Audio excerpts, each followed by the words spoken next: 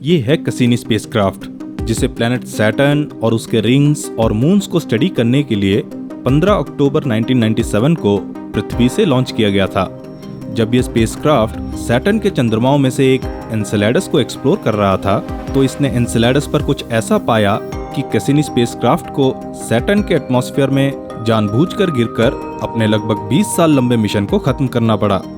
तो आखिर उसने सैटर्न के चंद्रमा एनसेलेडस पर ऐसा क्या देखा और वैज्ञानिकों ने इस 20 साल लंबे मिशन को खत्म करने के लिए स्पेसक्राफ्ट को सैटर्न पर ही क्यों क्रैश किया बजाय कि सैटर्न के चंद्रमा पर, जानेंगे इस वीडियो में। स्वागत है दोस्तों आप सभी का इन्फोसिस चैनल में। नासा उन मिशंस को फ्लैगशिप का दर्जा देता है जो सबसे कॉस्टली और सबसे केपेबल स्पेसक्राफ्ट का इस्तेमाल करते हैं। उनके कुछ फ्लैगशिप मिशंस में शामिल हैं वॉयेजर मिशन, जिसे इंटरस्टेलर स्पेस को स्टडी करने के लिए भेजा गया था। सिमिलरली जेम्स वेब टेलीस्कोप भी एक फ्लैगशिप मिशन था, और पार्कर सोलर प्रोब, जिसे सूरज को एक्सप्लोर करने के लिए भेजा गया था, वो भी एक फ्लैगशिप मिशन था। तो इस तरह के कई और मिशंस थे और इनमें से एक कैसिनी मिशन भी था। इस मिशन को 3 स्पेस एजेंसीज द्वारा चलाया जा रहा था, जो कि नासा, यूरोपियन स्पेस एजेंसी और इटालियन स्पेस एजेंसी थे। कैसिनी को 15 अक्टूबर 1997 को लॉन्च किया गया था और लगभग 6 साल और 261 दिनों की जर्नी के बाद 30 जून 2004 को ये सैटर्न के ऑर्बिट में पहुंचा। इस मिशन ने सैटर्न के 6 नए चंद्रमाओं की खोज की। अपने सैटर्न की यात्रा के दौरान कैसिनी स्पेसक्राफ्ट ने वीनस के 2 फ्लाईबाई और पृथ्वी तथा एक एस्टेरॉयड 2385 मसूर्स्की के फ्लाईबाई के बाद कैसिनी ने 30 दिसंबर 2000 को जुपिटर के सबसे करीब पहुंचा, लगभग 9.7 मिलियन किलोमीटर की दूरी पर, और कई साइंटिफिक मेजरमेंट्स किए। 6 महीने की फ्लाईबाई के दौरान जुपिटर, उसके धुंधले रिंग्स और उसके चंद्रमाओं की लगभग 26,000 तस्वीरें ली गई। इसने जुपिटर का अब तक का सबसे डिटेल्ड कलर इमेज तैयार किया। इस स्पेसक्राफ्ट में एक और यात्री भी सवार था, जो था होइजेंस प्रोब, जो डिस्टेंट आउटर सोलर सिस्टम में किसी दुनिया पर उतरने वाला पहला ह्यूमन मेड ऑब्जेक्ट था। 14 जनवरी 2005 को होइजेंस प्रोब सैटर्न का सबसे बड़ा चंद्रमा टाइटन पर लैंड किया। ये आउटर सोलर सिस्टम में पहली लैंडिंग थी तथा पृथ्वी के चंद्रमा के अलावा किसी अन्य चंद्रमा पर पहली लैंडिंग थी। होइजेंस प्रोब ने 90 मिनट तक लगातार धरती पर डेटा भेजता रहा। इस मिशन ने टाइटन की आश्चर्यजनक दुनिया का खुलासा किया।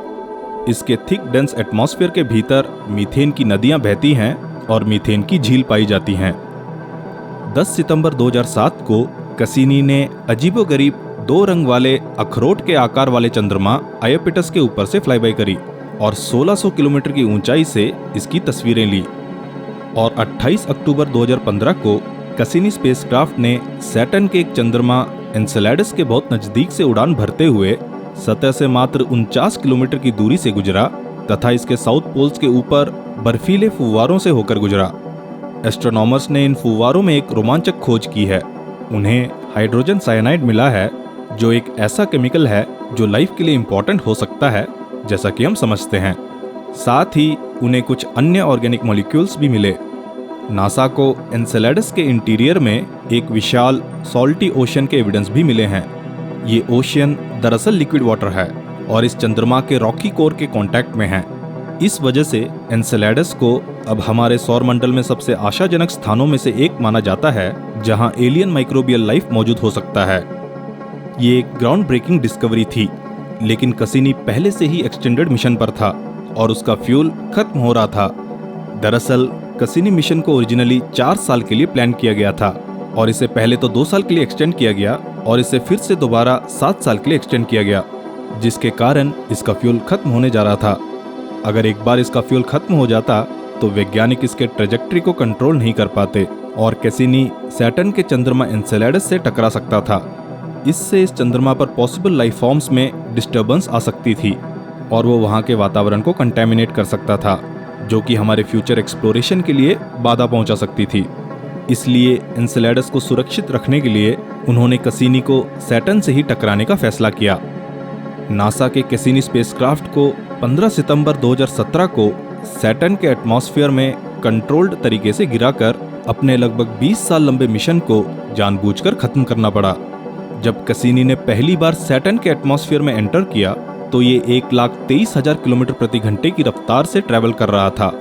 लेकिन एक आखिरी स्ट्रेटेजिक स्टेप में कैसिनी के बचे हुए कुछ ना के बराबर फ्यूल्स का इस्तेमाल पृथ्वी के साथ एंटेना के अलाइनमेंट को बनाए रखने के लिए इसके थ्रस्टर्स द्वारा किया गया था। इस पॉइंट पर कैसिनी सैटर्न के बादलों से केवल 1900 किलोमीटर ऊपर था। 1 मिनट बाद कैसिनी को स्टेबल रखने के लिए थ्रस्टर्स को मैक्सिमम कैपेसिटी पर काम करना पड़ा।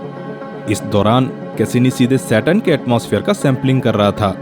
हालांकि इस एटमॉस्फेयर से स्पेसक्राफ्ट को एक्सट्रीम हीट का भी सामना करना पड़ा। केवल 10 सेकंड बाद थ्रस्टर्स नियंत्रण से बाहर हो गए और कैसिनी पृथ्वी से संपर्क होकर गिरने लगा। लगभग 1 मिनट बाद कैसिनी स्पेसक्राफ्ट पूरी तरह से डिसइंटीग्रेट हो गया और सैटर्न के एटमॉस्फेयर में जलकर खाक में बदल गया। सो ये थी कैसिनी की एक अद्भुत और दुखद दास्तां, जिसने कई साइंटिफिक डिस्कवरीज की और अपने लास्ट मोमेंट तक पृथ्वी से संपर्क में रहा और वैल्यूएबल डेटा भेजता रहा। तो दोस्तों, आपका क्या कहना है इस मिशन के बारे में कमेंट में जरूर बताएं। मिलते हैं आपसे अगले वीडियो में। अपना कीमती समय देने के लिए धन्यवाद।